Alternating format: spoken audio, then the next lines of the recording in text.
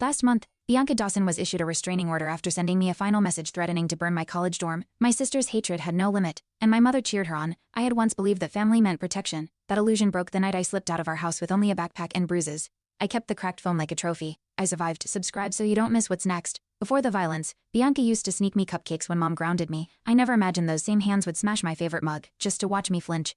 We used to share a bed when storms scared me. I laughed then, now I cried alone. I still have the chipped handle tucked in my coat pocket. A piece of childhood shattered, clung to like proof that even nightmares have beginnings. Meredith used to sing lullabies. She had a soft voice until Bianca lied about me breaking her tablet. That night, Meredith grabbed my arm so hard it bruised. I stared at her, stunned, waiting for an apology that never came. She turned away. Later, I found the lullaby lyrics crumpled in the trash.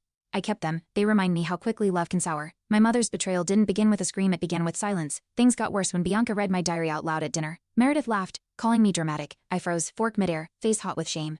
No one stopped her. I stopped writing after that. I tore pages out and flushed them. Kale later said that silence was the first layer of survival. I began memorizing instead thoughts too dangerous for paper, too real to forget. Bianca sabotaged my college application, deleting my essay while I was at school. Meredith said I must have forgotten to save it. I knew better. I cried quietly that night, but Kayla taught me to screenshot everything. I started backing up every document, sending drafts to myself. Fear made me methodical.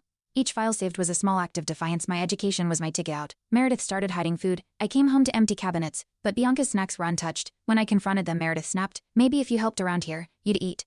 I skipped meals, then school. Thomas Reyes noticed the weight loss when I moved in. He handed me a protein bar and didn't ask questions. That small kindness shattered the shame. Survival wasn't just silence, it was noticing who noticed. They took my phone one weekend, saying I don't need distractions. I missed a volunteer shift at the church. Pastor Renee called the house. Bianca answered, said I quit. When I finally showed up, Renee hugged me and handed me a spare key to the youth center. "You always have somewhere," she whispered.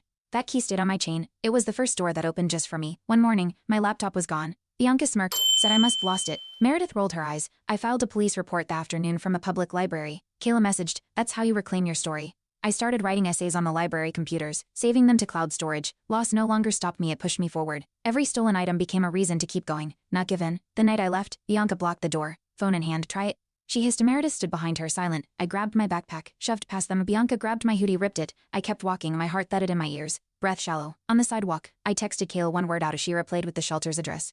That night, I didn't cry. I stared at the cracked phone, proof survival beginning. I couldn't finish the whole story in the short. A full story is on my channel and linked below.